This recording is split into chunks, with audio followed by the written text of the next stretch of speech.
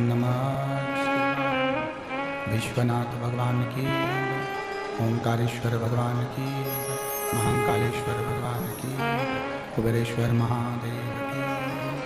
हर हर महादेव, हर हर महादेव, हर हर महादेव। काशी विश्वनाथ नाथ ओगरदानी त्रिकालदर्शी कैलाश विनाशी भगवान श्री, जिनकी पुनीत पावन शिव महापुराण की कथा संपूर्ण विश्व के कल्याण हेतु देवादिदेव महादेव की कृपा से, शिव की करुणा से, भगवान शंकर की कृपा से आप और हमको श्रवण करने का सौभाग्य प्राप्त हुआ है। भगवान देवादिदेव महादेव, भगवान शिव, जो संपूर्ण विश्व का कल्याण करने वाले हैं, संपूर्ण जगत का उद्धार करने वाले हैं, माघ के इस पवित्र महीने में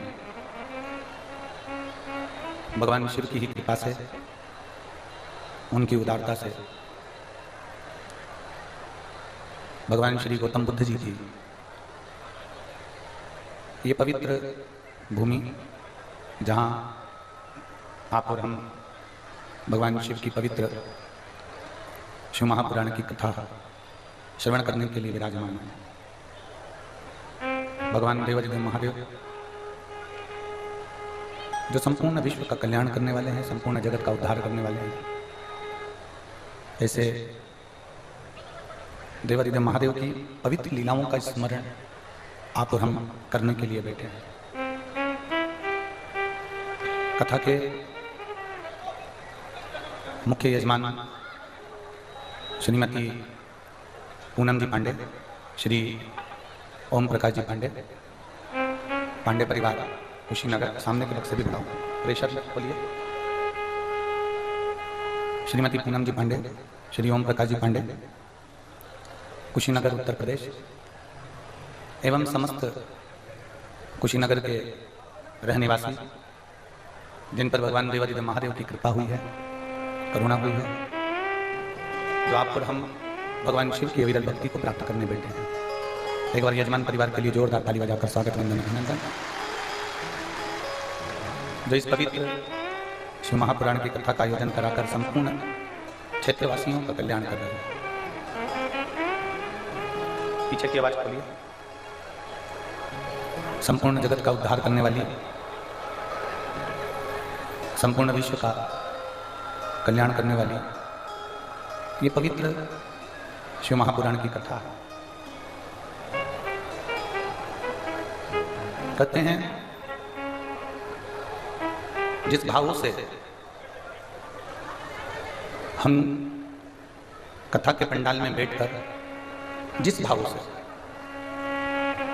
हम कथा के पंडाल में पहुंचकर कथा को श्रवण करते हैं, शिव महापुराण की कथा कहती है, जितने दिल से, जितने भावों से हम कथा को सुनते हैं, देवादिदेव महादेव हमारी झोली भी उसी भाव से हमारी भरकर हमको हमारे घर के लिए भेजता है।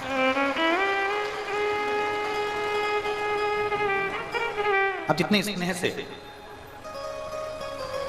जितने प्रेम से, जितने आनंद के साथ इस पवित्र कथा का लाभ ले सकते हो, लीजिए। और हमारे कार्यकर्ताओं से भी निवेदन है, बीच में बार बार जाना आना ना करते हुए, कार्यकर्ता भी बैठकर आपसी की बात ना करते हुए बैठकर कथा का लाभ लो। क्योंकि आपके कुशीनगर में ये बार बार कथा नहीं होगी, और आप भले कार्यकर्ता हो, आप भी बाहर जाकर कथा नहीं सुन सकते। तो आपको भी ये मौका मिला है कथा सुनने का, तो जितना सुन सकते हो उतना सुनो, जितना ग्रहण कर सकते हो उतना ग्रहण करो, जिससे देवादिदेव महादेव आपके ऊपर भी कृपा करे और आपकी भी झोली खुशियों से भरे। शिव तत्व है। स्वयं ब्रह्मा जी भी भगवान शंकर को नहीं पहचान पाए।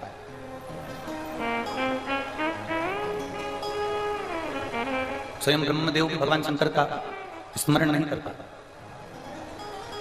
शिव कथा कहती है कि ब्रह्मा जी के जितने मुख हैं, भगवान शिव की शक्ति का गुणगान ब्रह्मा जी उतने मुख से भी नहीं कर सकते जितनी भगवान शंकर में शक्ति विद्यमान है।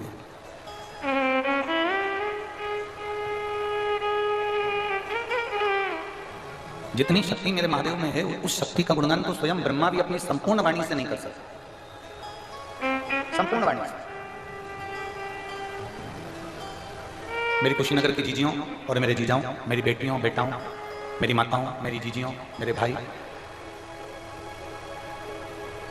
दुनिया के लोग कहते हैं कि महादेव में कितना बल है, शिव में कितना बल है।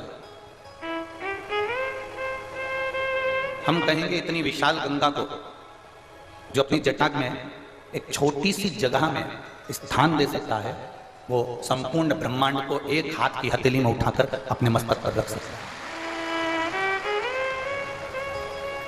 अविरल बहने वाली वो गंगा, अविरल बहने वाली वो गंगा निरंतर बहती है, निरंतर बहती है। और उस गंगा को मेरे महादेव अपनी जटा में स्थान देते, पूरी जटा में स्थान नहीं दिया। आप थोड़ा ध्यान लगाकर देखेंगे तो पूरी जटा के अंदर भगवान शंकर ने गंगा को विराजमान नहीं करा। अगर पूरी जटा के अंदर भगवान शंकर गंगा को विराजमान करते तो भगवान कृष्ण के साथ में जब रास करने के लिए गए थे तो उन्होंने अपनी चोटी बनाई थी बाल खोलकर, उन्होंने अपने केश खोल लिए थे और चोटी बना ली थी। भगवान शंकर ने अपने बाल खोल लिए थे और उसमें चोटी गुथवा ली थी। तो पार्वती जी भगवान शिव जी से कहती हैं कि जिस गंगा को आपने अपने मस्तक पर धारण करा है, मैं आपका चूड़ा बना रही हूँ, चोटी बना रही हूँ, आप रास करने के लिए ब्रज में जा रहे हैं, तो वो गंगा मुझे नजर नहीं आ रही, वो गंगा मुझे नहीं दिख रही है। जिस गंगा को आपने मस्तक पर संजोया, जिस गंगा को आपने अपने मस्तक पर रखा, वो गंगा मुझे नजर नहीं आ रही।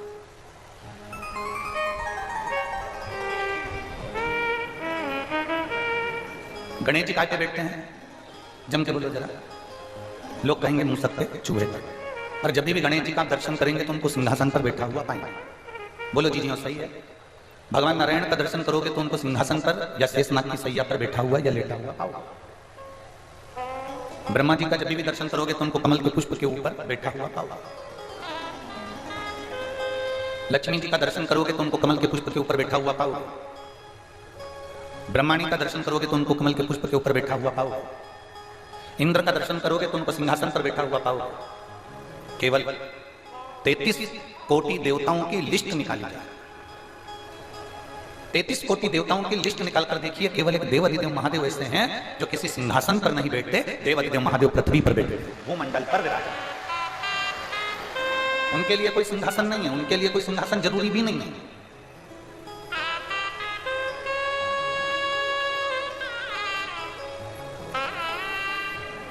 मेरे देवाधिदेव महादेव किसी सिंहासन पर नहीं, मेरे देवाधिदेव महादेव जमीन पर बैठे, भूमि पर। सिंहासन पर बैठने वाला व्यक्ति, कुर्सी पर बैठने वाला व्यक्ति, सोफे पर, पलंग पर, गादी पर बैठने वाला व्यक्ति एक बार गिर सकता है, पर पृथ्वी पर बैठने वाला व्यक्ति गिरेगा क्या? आप सब जमीन पर बैठे हो ना, गिरोगे क्या? नहीं। कोई कुर्सी पर बैठा है, उसका पाया टूट गया, गिर जाएगा। कोई पलंग पर बैठा है, लुढ़क जाएगा। कोई सिंहासन पर बैठा है, वो गिर सकता है। कुर्सी पर बैठने वाला कभी ना कभी कुर्सी से नीचे उतर सकता है। कुर्सी पर बैठने वाला एक ना एक दिन कुर्सी से नीचे आ सकता है। पलंग पर बैठने वाला एक ना एक दिन पलंग से नीचे उतर सकता है। जो ऊपर बैठता है उसको नीचे आना ही पड़ता है।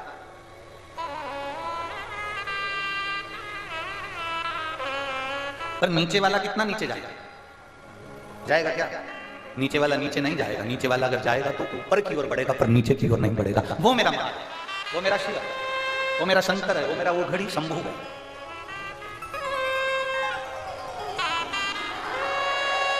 जमीन पर बैठा है, भूमि पर बैठा है, जमीन पर बैठता है, और जमीन पर बैठने के बाद में वो एक ज्ञान देते हैं। मेरे महादेव जमीन पर बैठने के बाद आपको समझा रहे होते हैं कि तुम जमीन को मत छोड़ना, जमीन पर बैठना तो कभी गिरने वाले नहीं हो, कभी नहीं गिर सकते।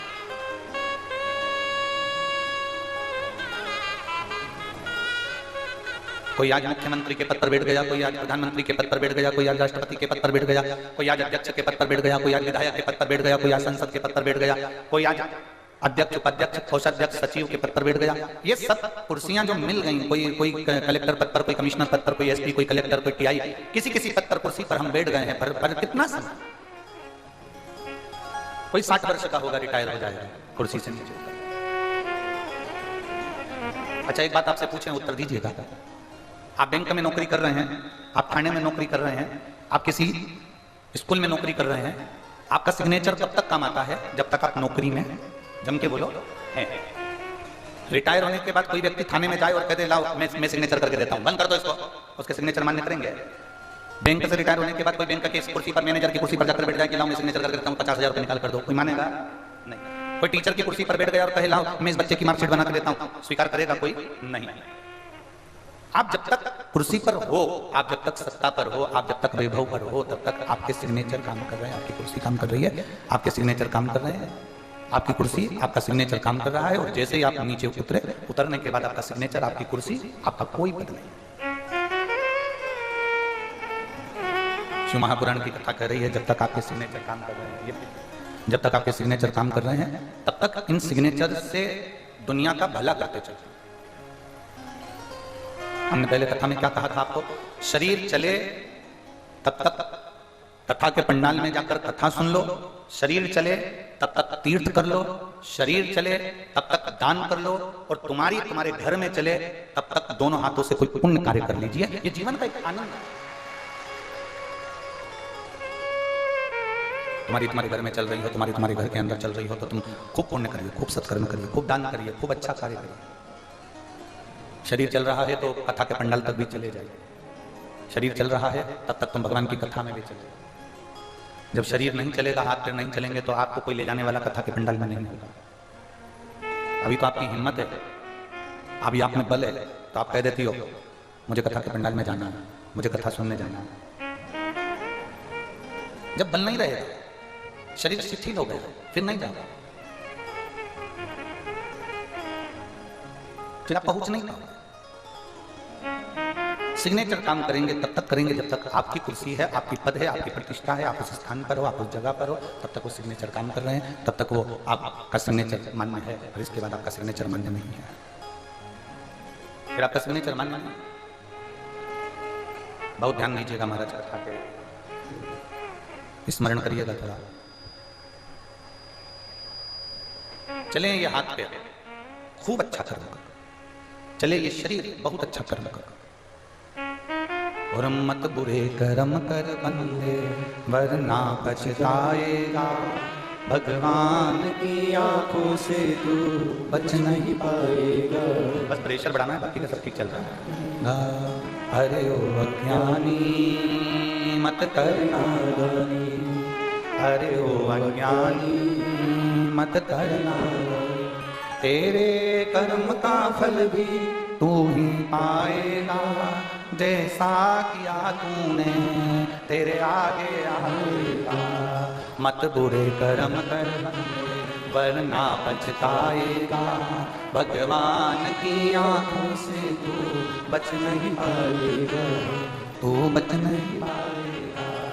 अरे ओ अज्ञानी मत करना दानी, अरे ओ अज्ञानी मत करना। अपने कर्म का भोग अपने को भोगना। कुछ कर्म अच्छा करते चलो, कुछ प्रयास अच्छा करते चलो, अपने सिग्नेचर का सदुपयोग करते चलो, अपना कर्म श्रेष्ठ करते चलो। जब आप अपना कर्म श्रेष्ठ करते चलोगे तो आप रूप आनंद की अनुभूति आपको हो जाएगी अपने आप। नीचे बैठने वाला कभी नहीं बैठता,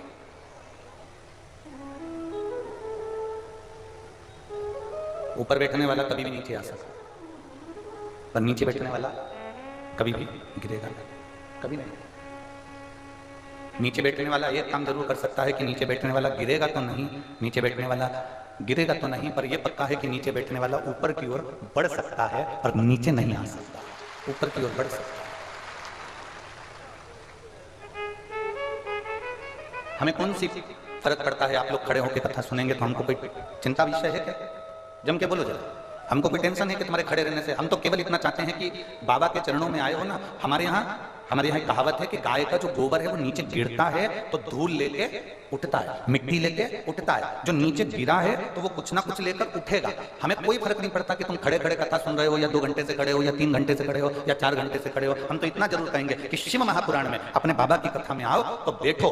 बैठोगे तो मतलब जब बाबा की गोद में, दादा की गोद में पोता बैठता है तो पेन लेके, मोबाइल लेके या 5 रुपए लेके उठता है। नाना की गोद में नाती बैठता है तो कुछ ना कुछ लेकर उठता है। और शिव महापुराण में अगर कोई बैठता है तो कुछ ना कुछ लेकर उठता है।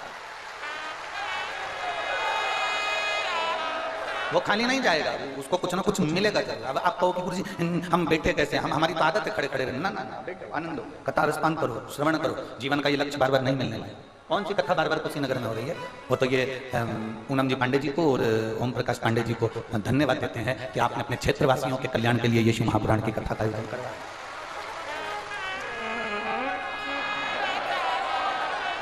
और पूछना, ये पूनम जी से पूछना, पूनम पांडे जी से और उनके पति देवता से भी पूछना कि सीहोर से समिति, आप जितने बार मिलने के लिए समिति के पास जाओगे, समिति उतनी बार आपसे कहेगी आपसे बन जाए तो कथा करो, नहीं बने मत करो। बोलते कि नहीं बोलते? समिति का एक नियम है, जितनी बार आप मिलने के लिए सीहोर जाएंगे उतनी बार समिति के जो कार्यकर्ता आपको मिलेंगे वो एक बात जरूर कहेंगे, देखिए आपसे बन जाए तो कथा करना, नहीं बने तो शिव महापुराण की कथा टीवी पर आती है सुनना। बोला होगा कि नहीं बोला होगा? देखिए हमारे यहाँ का नियम है। पर जो पक्का होता है, जो दड़ी बन जाता है, जो पक्का ठान कर बैठ जाता है, नहीं मुझे भरोसा है, मेरा बाबा है, मेरा शंभू है, वो कथा कराएगा, कथा बोलेगा और कथा सुनेगा, तो बस पक्का। फिर वो पक्का हो गया तो नहीं तो हमारी समिति तो बार बार कहती है, अगर आप मिलने गए हो तो वो 25 बार कहेगी देखो बन जाए तो करना, देखो बन जाए तो करना, ना बने कथा टीवी पर सुनिए, आनंद लीजिए, बन जाए तो।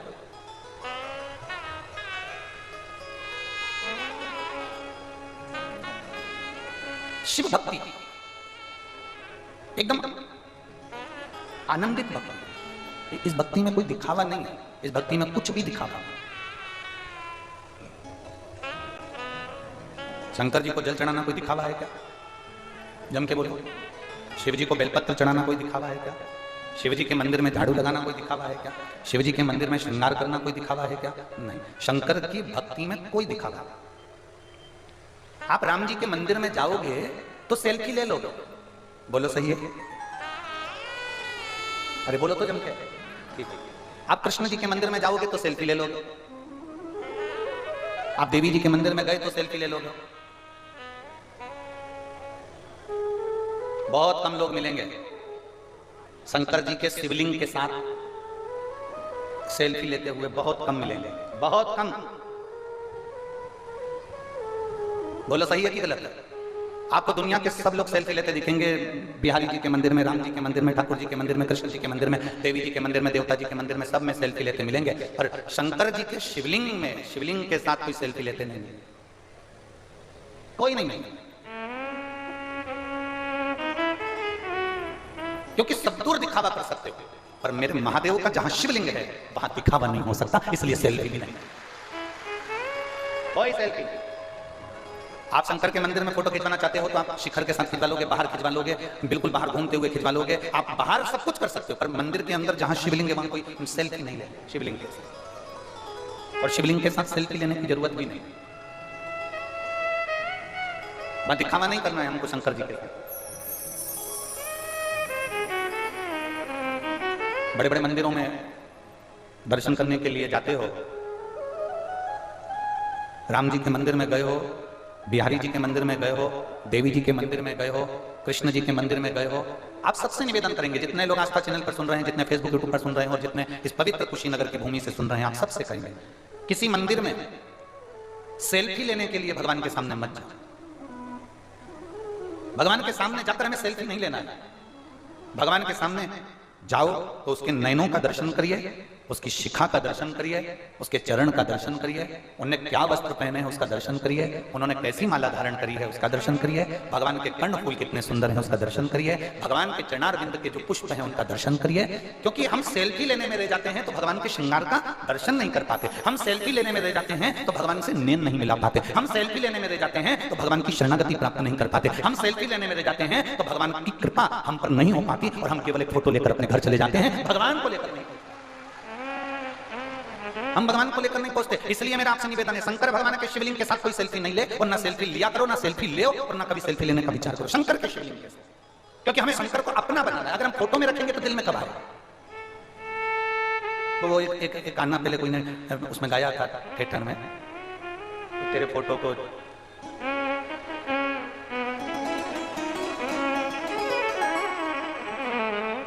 तेरे फोटो को चिपका लो, ऐसा कुछ था वो, ध्यान नहीं।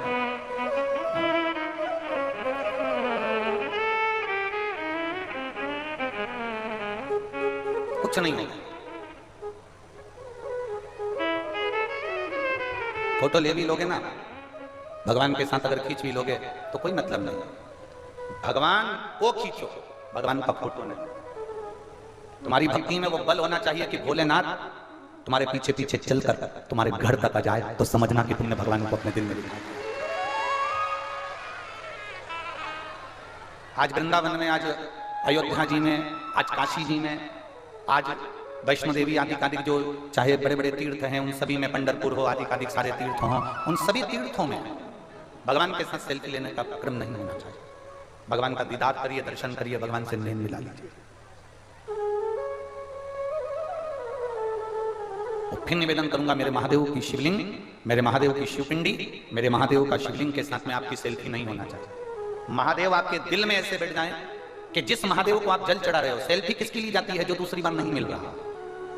आपको लग रहा है कि ये मुझे वापस मिलेंगे कि नहीं मिलेंगे, तो आपने सेल्फी ले ली कि वापस मिलना होगा कि नहीं मिलना होगा। पर मेरा विश्वास कहता है, ये कुशीनगर की भूमि से आप जितने बैठे हो ना, आपको ये भरोसा है, विश्वास है, पूर्ण भरोसा है कि अगर आज शिव महापुराण की कथा हमारी कुशीनगर में हो रही है, तो ये पक्का है एक दिन महादेव मेरी भी झोली खुशियों से भरेंगे, तो मैं दूसरी बार फिर करूंगा, दूसरी बार फिर कथा होगी। ये हमारा विश्वास कहता है, हमारा भरोसा कहता है। और खाली ना जाता कोई दर से तुम्हारे, खाली ना जाता कोई दर से तुम्हारे, मैं भी खड़ी हूँ नन्ही बाहें पसारे, अपने हृदय से लगा लो, गिरा जा रहा हूँ, उठा भोले अपने दर से अब तो न टालो, गिरी जा रही हूँ, उठा।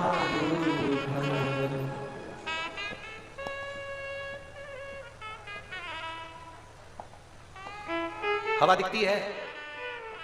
बोलो तो रे कुशीनगर वाले, हवा दिखती है? ठीक है, हवा दिखती नहीं है, पर हवा हमारा साथ कभी छोड़ती नहीं। जिस दिन हवा साथ छोड़ दे तो अच्छे अच्छे की हवा निकल जाए। बोलो सत्य है? कोरोना काल में ऑक्सीजन नहीं मिल रही थी तो लगाना पड़ रही थी कि साहब इनको हवा दीजिए, ऑक्सीजन। हवा दिखती है? जम के बोलो पीछे वाले, नहीं दिखती। हवा दिखती नहीं है, पर हवा हमारा साथ नहीं छोड़ती। उसी तरह मेरा महादेव दिखता नहीं है, पर मरते दम तक तुम्हारा साथ छोड़ता नहीं।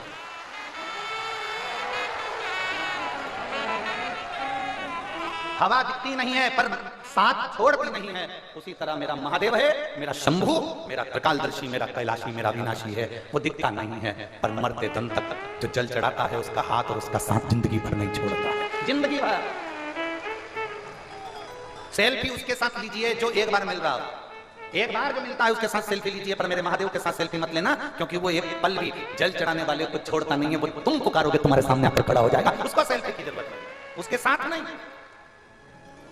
आज विडंबना पैदा कर दी लोगों ने, ये नया नया फैशन आ गया, मंदिर में जाओ तो भगवान के साथ सेल्फी लीजिए। क्या है ये कौन सा तरीका?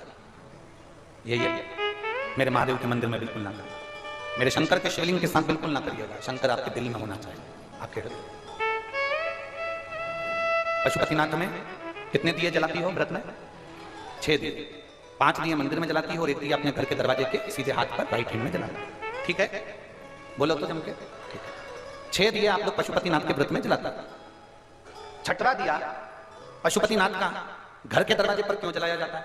5 दिए तुमने मंदिर में जला दिया, तो ये 6वां भी मंदिर में जला देना था।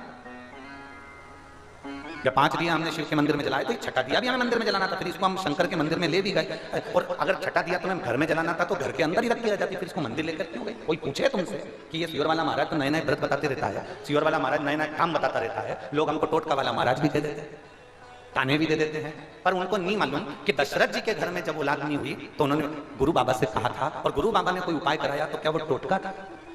बोलो तो जम के नहीं। राजा परीक्षित को सर्प डसने के लिए आने वाला है और परीक्षित किसी गुरु से पूछे कि मेरे प्राण छूटने वाले हैं, आप बताओ कोई उपाय। तो उपाय बताने वाला अगर टोटका होता तो फिर गुरुजी उनको पुत्र कामेष्टि यज्ञ नहीं करवाते, अगर कह देते कि क्या करना उपाय कर क्या करना। शिव महापुराण में जितनी बातें आपको शिव महापुराण के माध्यम से, इस व्यासपीठ के माध्यम से बेलपत्र चढ़ाने का तरीका, शहद लगाने का तरीका, काली मिर्च चढ़ाने का तरीका, एक एक अरहर की दाल की पत्ती चढ़ाने का तरीका, एक एक बातें दुर्वा चढ़ाने का तरीका, शमी पत्र चढ़ाने का तरीका, कमलगट्टे चढ़ाने का तरीका, सरसों के फूल चढ़ाने का तरीका, जितनी बातें आपको इस व्यासपीठ से बताई जाती है वो सारी सारी गीता प्रेस गोरखपुर की शिव महापुराण के अंदर अंकित है।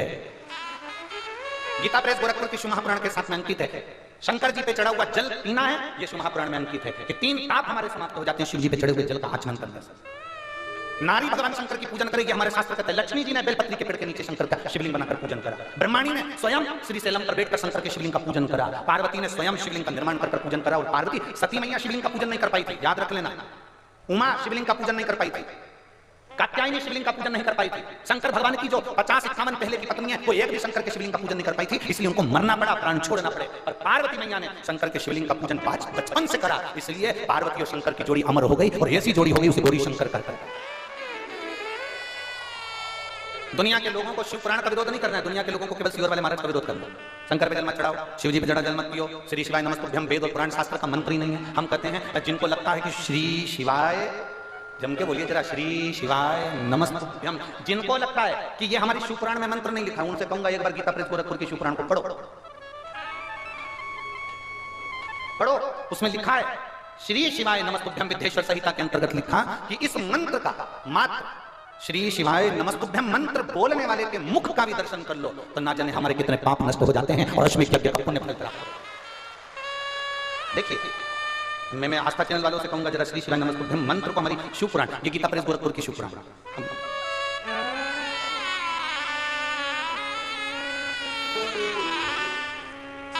देखिए शिव महापुराण में गीता प्रेस गोरखपुर की शिव महापुराण के अंदर श्री शिवाय नमस्तुभ्यम कौन से पृष्ठ पर लिखा है, तो हमारी उंगली चल रही है, उस उंगली को जहां चलाया जा रहा है वहां पर आप लोग स्मरण करेंगे विद्येश्वर संहिता,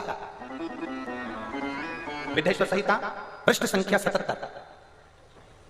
आप भी याद रखना गीता प्रेस गोरखपुर की विद्येश्वर संहिता पृष्ठ संख्या 77, और पृष्ठ संख्या 77 में आप नीचे की ओर देखेंगे तो लिखा हुआ है श्री शिवाय नमस्तुभ्यम। ऐसी बात जब मुंह से निकाली जाती है तब वह मुख समस्त पापों का विनाश करने वाला पावन तीर्थ बन जाता है, वो साधारण मुख नहीं रहता। मैं आस्था चैनल वालों से कहूंगा आप भी दिखाइएगा जनमानस को कि श्री शिवाय नमस्तुभ्यम कहां से लिया गया, और केवल श्री शिवाय नमस्तुभ्यम गीता प्रेस गोरखपुर की केवल शिव पुराण में नहीं, कल्याण के शिव अंक में भी उसका भी स्मरण करें। विद्येश्वर संहिता के पृष्ठ संख्या 77 में श्री शिवाय नमस्तुभ्यम ऐसी बात जब मुंह से निकलती है तब वह मुख समस्त पापों का विनाश करने वाला पावन तीर्थ बन जाता है। जो मनुष्य प्रसन्नता पूर्वक उस मुख का, अब जरा आप देखिए इसमें क्या लिखा गया, जो मनुष्य प्रसन्नता पूर्वक उस मुख का दर्शन करता है उसे निश्चय ही तीर्थ सेवन जनित फल प्राप्त होता है, उसे तीर्थों का फल प्राप्त हो जाता है। जो श्री शिवाय नमस्तुभ्यम बोलने वाले मुख का दर्शन करते हैं, इतनी विचित्र है शिव पुराण। विरोधियों को केवल विरोध करना है, निंदकों को केवल निंदा करना है, और वह निंदा पुराण की नहीं है, वो सियोर वाले महाराज की निंदा करना है कि ये कहां से लेकर आ जाते हैं, क्यों बोल देते हैं, लोग इसका अमल क्यों करते हैं, लोग क्यों धारण करते हैं, उसका फल ये हमारे शास्त्र करे। देखिए एक पत्र में एक बहन ने लिखा,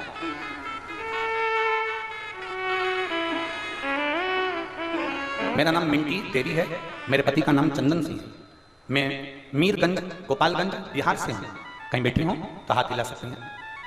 मेरा नाम मिंटी देवी है, मेरे पति का नाम चंदन सिंह है, मैं मीरगंज गोपालगंज बिहार से हूँ, आप ही हैं, हाथ हिला देते। श्री शिवाय नमस्तुभ्यम। बच्चा आया है के साथ में, हाँ लिया लिया। मेरा नाम मिंटी देवी है, मेरे पति का नाम चंदन सिंह है, मैं मीरगंज गोपालगंज बिहार से आई हूँ, मेरा मोबाइल नंबर ये है। गुरुदेव 15 साल से मुझे औलाद नहीं थी गुरुदेव, 15 साल से कोई संतान नहीं थी, सारे डॉक्टरों का इलाज करवाया गुरुदेव पर सफलता नहीं मिली।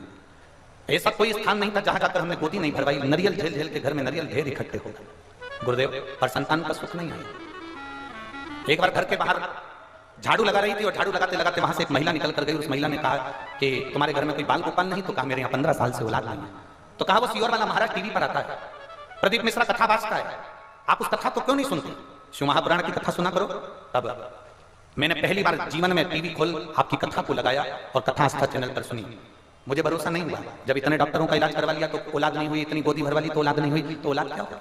मैंने भरोसा नहीं करा। पर 3 बार मैंने आपकी शिव पुराण की कथा सुनी। आपने एक बार कथा में कह दिया कि जो आसन लगाकर, भले टीवी के सामने सुनो चाहे कहीं पर भी सुनो, पर जमीन पर बैठकर सुनो, आसन लगाकर जो कथा सुनता है और दिल से बाबा से जो मांगता है वो देता है। मैंने टीवी के सामने आसन लगाकर कथा सुनी। उस दिन आपने सफेद आंकड़े की जड़ का प्रयोग बताया और सफेद आंकड़े की जड़ का प्रयोग मैंने करा और बाबा की कृपा से मात्र 2.5 महीना निकला और मेरा गर्भ ठहर गया। मैं बाबा की कृपा से 17 फरवरी 2023 को बाबा की ऐसी कृपा हुई कि मेरे घर में पुत्र रत्न की प्राप्ति हो गई। गुरुदेव, हमारे घर में चिराग आ गया और 15 साल के बाद औलाद हुई है। ये शिव की कृपा है, ये शंकर की उदारता है, ये शिव तत्व, ये शिव, ये ओ घड़ी।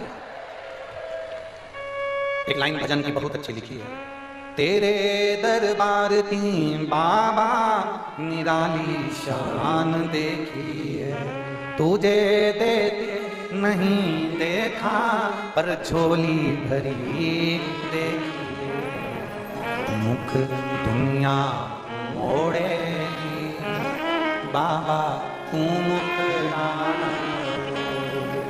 मेरी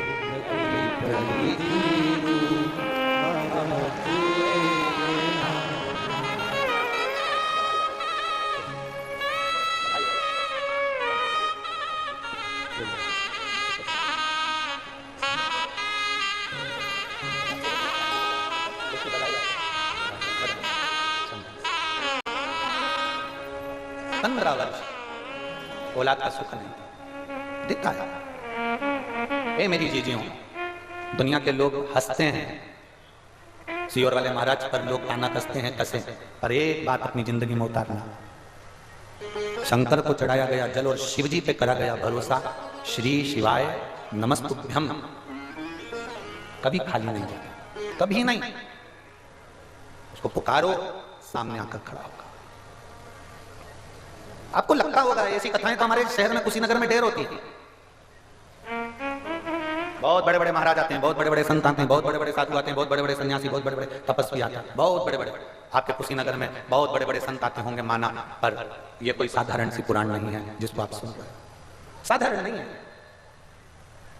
इसको सुनना, धारण करना, उतारना, तो हमने फिर कहेंगे हवा दिखती नहीं, हवा दिखती नहीं, पर हवा साथ छोड़ती नहीं है। उसी तरह तुम मंत्र जपो, श्री शिवाय नमस्तुभ्यम। दुनिया कितना भी ऑब्जेक्शन ले, दुनिया कितना भी अपशब्द कहे, तुम शिव पे चढ़ा हुआ जल पियो, उसका फल मिलेगा। आचमन करो, जल मिलेगा, फल मिलेगा। दुनिया कहे और विपदा की घड़ी में जिसने उसको पुकारा वो सामने आया। अंत समय प्रभु वचन दिया तो निभाना पड़ेगा, आए ना आए प्रभु कुटुंब कबीरा, अंत समय प्रभु अंत समय प्रभु। एक बेलपत्र को शहद लगाकर शिव को देने से क्या हमारे कार्य पूर्ण हो सकते हैं? क्यों नहीं? मेहनत आपको करना है। आपका बेटा हो चाहे हमारा बेटा हो, मेहनत करेगा फल मिलेगा। संसार का कोई मनुष्य मेहनत करेगा फल मिलेगा, मेहनत नहीं करेगा फल नहीं मिलेगा। पर मेहनत के साथ में शिव पर आश्रित भी होना पड़ेगा, विश्वास को पक्का करना पड़ेगा कि मैंने शहद लगाया है बेलपत्री में, मेरा शंकर मेरे साथ में है। एक लड़के ने एक पत्र है, देखिए, मैं रिंकू देवी कप्तानगंज निवासी हूं, जिला कुशीनगर की रहने वाली हूं। कहीं बैठी हैं आप? ही हैं? ऐसा हाथ हिला दो, श्री शिवाय नमस्ते। वापिस एक बार हाथ हिलाइए। मैं रिंकू देवी कप्तानगंज निवासी हूं, जिला कुशीनगर से। गुरुजी मेरा परिवार कथा सुन रहा है। बाबा से हमारे क्षेत्र में एक कथा हो रही है। मैं पूनम जी पांडे जी को और श्री ओम प्रकाश जी पांडे जी को धन्यवाद देती हूँ कि हमारी दिल की तमन्ना आपने पूरी कर दी। भगवान आप पर कृपा बना। हमने कल भी पूनम जी आपको कहा था, ना जाने कितनी बहनें ऐसी बैठी हैं, कितने भाई ऐसे बैठे हैं जिनके दिल में इस कथा के लिए बहुत जगह थी, और हिम्मत नहीं कर पा रहे थे कि हम भी हमारे नगर में कथा होगी। आपने ना जाने कितने लोगों के चेहरे पर स्माइल ला कर दे दी। पूनम दीदी आपको धन्यवाद, बहुत बहुत हिम्मत करी आपने, उसके लिए धन्यवाद। गुरु बाबा कृपा का मैं क्या वर्णन करूं। छोटा भाई है, जो 2 साल से नौकरी की तैयारी कर रहा है पर उसको कोई सरकारी नौकरी नहीं मिल रही और ना प्राइवेट नौकरी मिल रही। मेरा भाई कहता है जी अब मैं करूं तो करूं क्या। जब हार गया मेरा भाई तो उसने नौकरी के लिए अप्लाई करना बंद कर दिया। आपने कथा में कहा था कि मेहनत करो, कर्म करो और शंकर जी पे एक शहद लगाकर बेलपत्र समर्पित करो। मैंने वही क्लिपिंग अपने भाई को भेज दी। मेरा भाई मुझे कमेंट्स में लिखकर भेजता है कि बेलपत्र लगाने से क्या नौकरी मिल सकती है। मैंने अपने भाई को फिर फोन किया और कहा वो सीहोर वाला महाराज नहीं, कथा महादेव करता है, महादेव कथा बोलता है, तू मान तो एक बार और वापस एग्जाम के लिए फॉर्म भरा। मेरे भाई ने 2 एग्जाम दिए, 2 का फॉर्म भरा और दोनों एग्जाम में उसने बेलपत्री में शहद लगाकर शिव जी को समर्पित करा। 2 साल से प्रयास कर रहा था पर सर्विस नहीं लगी। आज मैं बाबा को क्या धन्यवाद दूं गुरुदेव, बाबा तो बाबा है। मेरा भाई आप पर हंसा था पर मेरे भाई ने बेलपत्र लगाकर और मेहनत कर जो उसने एग्जाम दिया, बाबा की कृपा से 2 जगह पर उसने सरकारी नौकरी के लिए अप्लाई करा था और दोनों जगह उसको सिलेक्शन हो गया। मेरे भाई का सिलेक्शन दोनों जगह हो गया। पहला सिलेक्शन स्टेट गवर्नमेंट फायरमैन की जगह पर हुआ और दूसरा सिलेक्शन सेंट्रल गवर्नमेंट चंडीगढ़ में ट्रांसपोर्ट विभाग में हुआ। मेरे भाई का 2 जगह सिलेक्शन हो गया। अब मेरा भाई सोच में पड़ गया कि मैं कौन सी जगह ज्वाइनिंग करूं, कौन सी जगह ज्वाइनिंग करूं। मेरे भाई ने निर्णय ले लिया कि जो महादेव जी कहेंगे उस जगह पर ज्वाइनिंग लूंगा। अब मेरा भाई भी महादेव पर आश्रित हो गया। महादेव के मंदिर में जाकर 2 नाम लिख दिए और बाबा को कह दिया। एक पर्ची उठाई और उसमें चंडीगढ़ का आया तो मेरे भाई ने वो चंडीगढ़ की नौकरी ज्वाइनिंग ले ली। मेरे बाबा को मैं धन्यवाद देने के लिए और नीचे उन्होंने एक लाइन लिखी, लुटा दिया भंडार काशी। बधाई बहन आपको, बहुत बहुत सारी बहुत बहुत वेट शिव तक हंसे लोग हंसते रहे। आग लगे बस्ती में मस्ती में क्या किसको रोइए। कुशीनगर वालों के भाग्य जागे हैं तो ये शिव पुराण की कथा हो रही है। लोग कहेंगे बहुत पैदल चलना पड़ता है, दूर बहुत है, लंबा है, पैदल चलना पड़ेगा, गाड़ी दूर रोक देते हैं, चलना पड़ेगा। उससे कह देना आज चल ली ना तो बाद में शरीर में कोई बीमारी नहीं आई और मेरा परमात्मा मुझे झेल लेगा। ये निश्चित था, मुझे उसके दरवाजे तक जाना है, मुझे शिव तत्व तक जाना। ना दिखेगा शंभू, ना दिखेगा शिव और तुम्हारा साथ भी नहीं छोड़ेगा शिव। हर पल हर घड़ी तुम्हारे साथ है शिव, हर पल तुम्हारा साथ देगा शिव। केवल एक विश्वास को जागृत करिए, अपने भीतर के कचरे को निकाल कर बाहर करिए। झाड़ू से कचरा साफ नहीं होता ना, 2-3 तरह से कचरा साफ करा जाता है। एक खजूर की डंडी की बनी हुई झाड़ू आती थी, उससे इतना कचरा साफ नहीं होता। फिर वो बारीक बारीक रुए वाली झाड़ू आ गई, उससे भी साफ नहीं हुआ तो फिर पोछा फेरा, पोछे से साफ नहीं हुआ तो फिर फिनाइल डाला, फिनाइल से साफ नहीं हुआ तो फिर कुछ सर्फ डाला और हाथ से घिस के उसको साफ। कचरा साफ करना पड़ेगा। अपने भीतर अहम का कचरा आ जाता है, कभी कभी अपने भीतर अहंकार का कचरा आ जाता है, अपने भीतर निंदा का कचरा आ जाता है, अपने भीतर तृष्णा का कचरा आ जाता है। इसको साफ करना पड़ेगा, इसको क्लीन करना पड़ेगा। ये व्यासपीठ भगवान देवादिदेव महादेव की चर्चा करने के लिए, शिव के तत्व को जानने के लिए। जो जान गया वो जाना। आपसे भी कर रहे हैं, जितने लोग कथा सुनने आए हैं, 14 फरवरी से 20 फरवरी जो कथा चल रही है इसको आप लिख के रख लेना। और 3 महीने बाद जो तुम इस पंडाल में बैठकर जब श्री शिवाय नमस्तुभ्यं बोलती हो, उसके बाद बाबा से अपने मन की बात कहती हो, कहने के बाद 3 महीने उसका इंतजार जरूर करना कि तुम्हारा बाबा तुम्हारी सुनता है कि नहीं सुनता, तुम्हें देता है कि नहीं।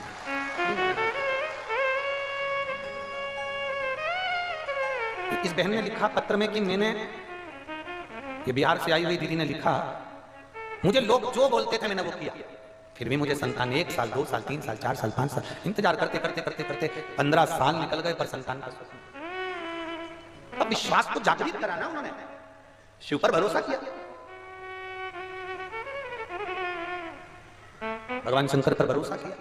और जब भगवान शिव पर भरोसा पूर्ण हो गया तब शिव झाड़ू फेरते रहो, कचरा साफ होगा, भगवान के मंदिर जाते रहो जाते रहो। लोग कहेंगे क्या मिलता है वहां से, उसको कह दो हम कुछ लेने के लिए नहीं जा रहे, हम तो हमारे पिता से मिलने के लिए जा रहे हैं, अपने बाबुल से बात करने के लिए जा रहे हैं, अपने पिता के पास। क्या देगा वो मालूम नहीं है पर इतना जरूर मालूम है कि उसके नजदीक जाने का फल जरूर है।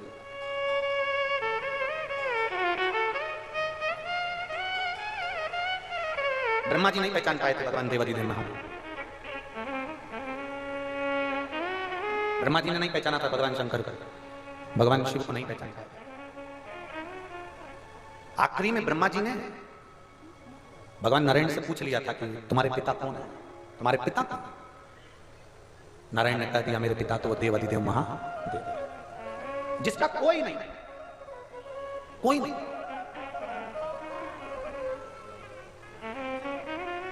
बहुत लोग कह देते हैं हम अनाथ हैं, बहुत लोग कह देते हैं हम हमारा कोई नहीं है महाराज जी, हम अकेले बहुत।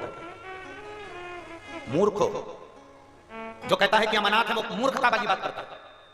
जो कहते हैं हमारा कोई नहीं है वो मूर्खता वाली बात करता है।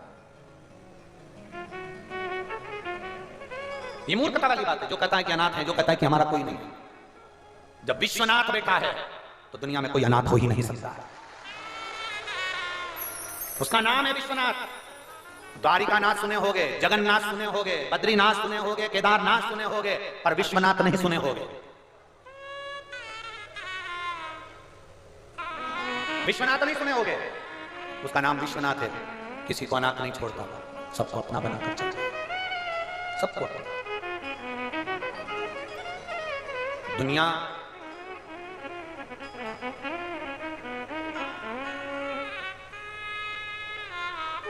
दुनिया की सबसे बड़ी उपलब्धि कौन सी है? संसार में आने के बाद सबसे बड़ी उपलब्धि, आप लोग कहां रहते हो? कुशीनगर में।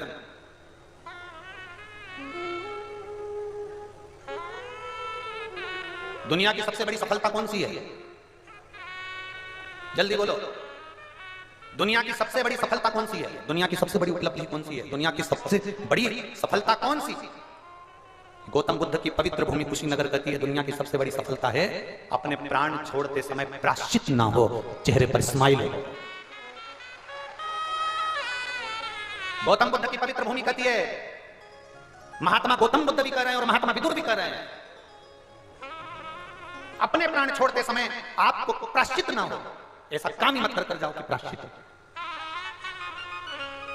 अपने प्राण छोड़ते समय आपको दुख ना हो, ऐसा काम ही मत कर जाओ कि दुखी होना।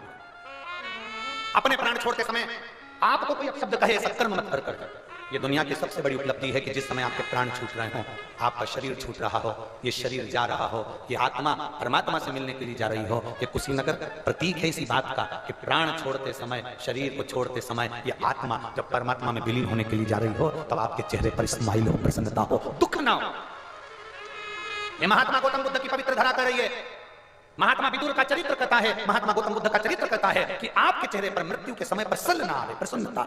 मैंने किसी का दिल नहीं दुखाया, मैंने किसी को अपशब्द नहीं कहा, मैंने किसी को गाली नहीं दी, मैंने किसी को आड़ा-टेढ़ा नहीं कहा, मैंने अपनी जिंदगी को अच्छे से जिया। मरते समय तुम्हें बेटों की चिंता ना हो, मरते समय तुम्हें बहुओं की चिंता ना हो, मरते समय तुम्हें परिवार की चिंता ना हो, मरते समय तुम्हें किसी वस्तु की चिंता ना हो, और तुम्हारे प्राण यमराज तुम्हारे सामने खड़ा हो, प्राण जा रहे हो, उस समय पर तुम्हारे चेहरे पर केवल मुस्कुराहट और मुख की जिह्वा पर मंत्र श्री शिवाय नमस्ते।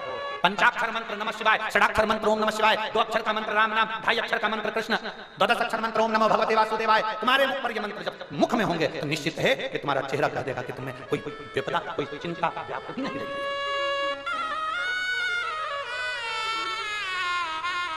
रोज की चिंता में हम पड़े हुए, प्रतिदिन की हमें चिंता रहती है।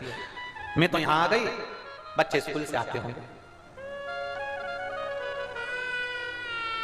तुम यहां से जाओ, बच्चे तुमको स्कूल की ड्रेस में नहीं मिलेंगे।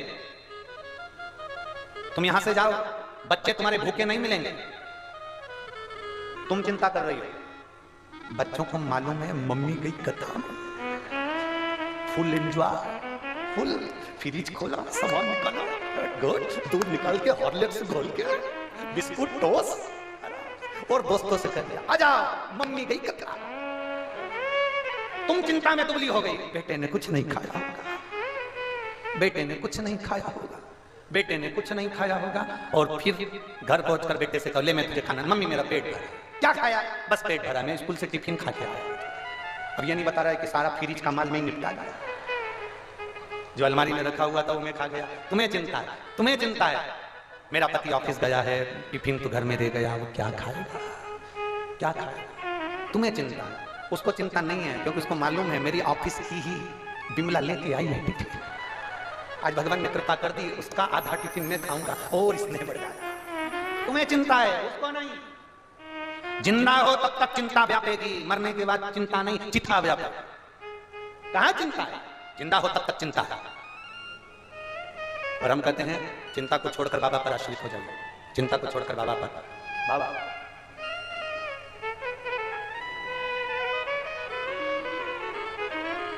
मेरे बाबा दया करना,